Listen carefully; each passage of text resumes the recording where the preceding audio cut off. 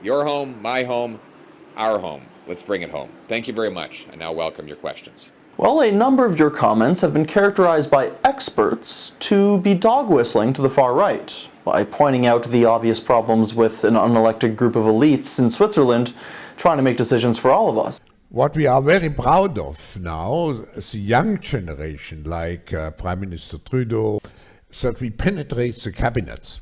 Are you trying to court the far-right vote? Who are these experts? You say that there are experts who are saying this. Who are they? All right, fine. You win this round. Good evening, you're watching government-funded news. The Premier of British Columbia announced a provincial state of emergency on Friday as a fast-burning wildfire in the West Kelowna area destroyed a significant number of homes. Thousands of properties are on an evacuation order, with thousands more on evacuation alert.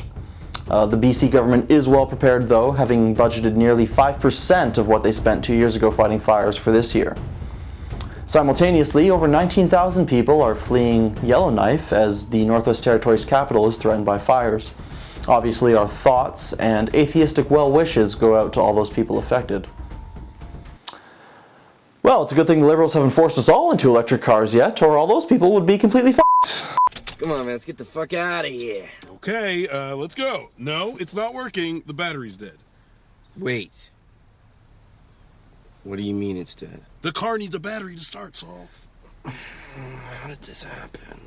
Man, it's a really good thing the Liberals promised to plant 2 billion trees. That's really going to help make up for the loss here. Yeah, they were never going to plant 2 billion trees. They knew that from the start. Wait, what? No, he said 2 billion trees. That's the tweet. It's in the tweet. I don't know what you're talking about. They said it was very clear since the launch of the program they weren't actually going to plant 2 billion trees. Well, I guess words just don't mean anything anymore.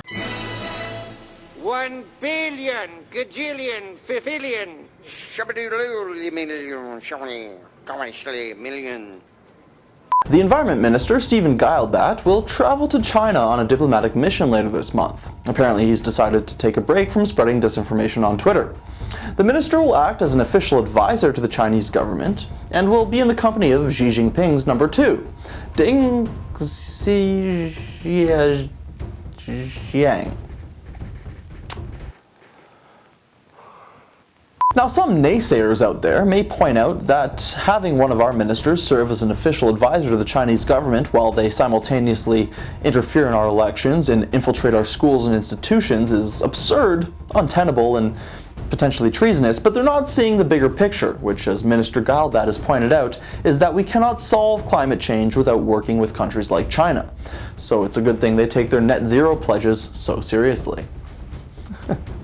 Of course, none of this will matter once China finishes taking over our country, with the help of our tax dollars, and then our policy becomes their policy, which will happen before we find anyone to head up the fucking inquiry. A Toronto safe injection site has taken down posters promising chocolate in exchange for used needles, following community complaints that the center appeared to be encouraging local children to handle syringes. They've replaced the posters with these ones, which they feel are much better and are awaiting community feedback. The pandemic-led decline in office dress code is good for diversity and inclusion. Well, that's all the time we have tonight. Thanks for watching Go FU News, and remember, if you believe the evidence of your eyes and ears, you're a conspiracy theorist. Good night.